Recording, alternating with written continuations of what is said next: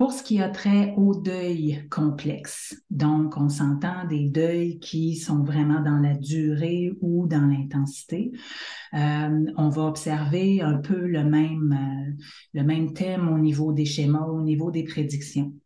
Le schéma qui bloque les patients de cette expérience-là de deuil, donc qui ne donne pas la permission, qui n'autorise pas le deuil de se vivre, anticipe que généralement, tout contact avec l'expérience de deuil va être immédiatement envahissante et impossible à supporter. Donc, on voit, c'est le même principe ici. Donc, vous pouvez proposer simplement à la personne d'essayer un bref contact avec ce deuil-là pour sentir une seule vague de deuil. Okay? Se reculer ensuite et constater que le deuil ne les envahit pas.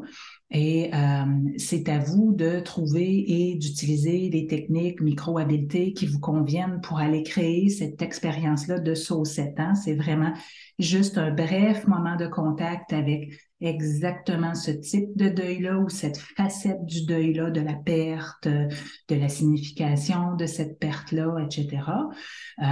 Et ensuite de trouver un moyen de mettre fin à l'expérience et ensuite de faire une espèce de débriefing dans lequel on discute de cette expérience de contact-là qui n'a pas été aussi dévastatrice qu'anticipée. Et ça, c'est quelque chose qu'on explique aux gens d'avance. Donc, pas tant que vous allez voir, vous allez trouver que c'était pas si pire que ça, mais plus voici ce qu'on va faire. Je vous propose, étant donné que c'est tellement terrifiant, c'est tellement intimidant d'aller faire un contact avec ce deuil-là ou de s'ouvrir à cette expérience, ce senti de deuil-là.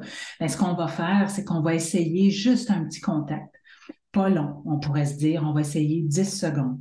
Puis ensuite, on va se retirer, on va couper le contact avec cette expérience-là. Et puis, tu sais, ça pourrait être simplement de les amener dans une pièce. Moi, j'aime bien les écrans pour ça, de les amener dans une pièce, puis ensuite de sortir de la pièce, puis de revenir ailleurs dans un espace sécuritaire et sécurisant.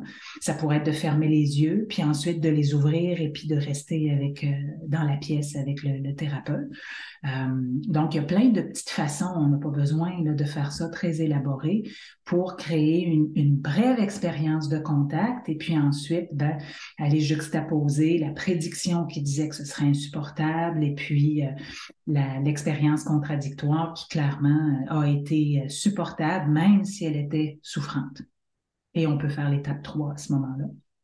On peut aussi simplement répéter avec des expositions un petit peu plus longues, encore une fois, pas pour réussir à s'exposer, mais pour aller vraiment créer une expérience dans laquelle cette prédiction-là, que ça va être destructeur et insupportable, est contredite parce que l'expérience est absolument tolérable, même si elle est souffrante. C'est important de leur transmettre la psychoéducation expérientielle que le deuil se résout en étant vécu. C'est un processus vécu. Et pour ça, il faut accepter d'accueillir cette expérience de deuil, vague après vague après vague, et que quand on crée un espace d'ouverture pour le deuil, le processus souffrant va être temporaire et finit par se compléter avec le temps. C'est important de bien distinguer à ce point-là certaines nuances avec la personne, c'est-à-dire que il y a d'un côté le processus de deuil qui représente vague après vague de tristesse, de colère, de différentes sensations, émotions désagréables qui font partie naturellement du processus et qui sont nécessaires pour que le processus se complète et soit effectivement temporaire. La relation que la personne peut continuer à avoir avec l'objet d'attachement qui a été perdu d'une manière ou d'une autre, mais bien insister que se fermer aux sensations et émotions désagréables qui viennent naturellement avec les sensations et émotions agréables associées à l'objet d'attachement, ça empêche le processus de deuil de se faire et de se terminer.